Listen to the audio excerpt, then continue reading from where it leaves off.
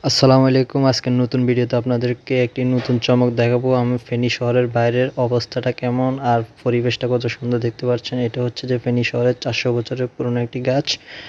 আর এখন দেখতে পাচ্ছেন আমার অ্যাকোয়ারিয়াম একদম খালি। সো আজকের জাঁকজমকপূর্ণ কাহিনী হচ্ছে যে আপনাদের নতুন মাছ কীভাবে এটিকে অ্যাক্লিমেট করে মানে পানি অ্যাডজাস্টমেন্ট করা ছাড়া আপনারা মাছ ছাড়বেন না। এগুলো আমি 10 মিনিটের মতো এখানে রাখতেছি।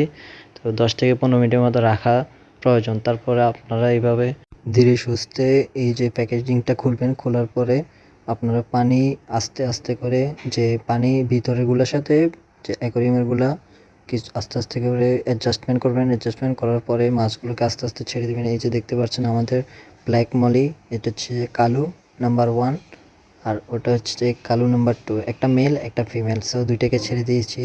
আর একটু অ্যাডজাস্টমেন্ট হতে টাইম লাগবে। এটা হচ্ছে মলির মধ্যে আপনার ব্ল্যাকিশ একটু মলি, যেটা একটু এক্সক্লুসিভ, তো এটা নিয়েছি। আর একটা হচ্ছে মলি 2। তো মলি 2টা আছে আর ব্ল্যাক মলি 2টা ছেড়ে দিয়েছি। সো ইনশাল্লাহ আরও অনেকগুলো মাছ আনছি। এই যে দেখেন, এটা হচ্ছে radium tiger fish, tiger barb আর কি, রেডিয়াম টাইগার বার্ব। এটাও ছেড়ে দিয়েছে, এটা একটু দুর্বল হয়ে গেছে। সো দেখেন আরও অনেকগুলো মাছ আছে।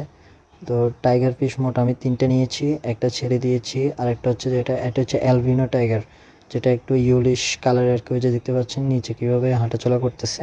তো আরেকটা দেখেন, এই যে দেখতে পাচ্ছেন, এটা হচ্ছে যে জেব্রা ফিশ। এটা অনেক চঞ্চল, হাত থেকে পড়েই গেল। আরেকটা হচ্ছে জেব্রা হচ্ছে নিচে আপনার 2টা, সবগুলো 2টা 2টা করে নিয়েছি। শুধু টাইগার বার্ব 3টা। এটা হচ্ছে নর্মাল যে টাইগার বার্ব, ওইটাই মানে আমাদের রেগুলার আমরা যেটা দেখি এটা দেখে। মাশাল্লাহ কি সুন্দর, সবাই মাশাল্লাহ বলতে ভুলবেন না। এই যে দেখেন আরেকটা, এটা হচ্ছে যে এই যে দেখেন, এটা হচ্ছে যে আপনার আরেকটা জেব্রা ফিশ। সো আজকে ভিডিও এতটুকু, ধন্যবাদ।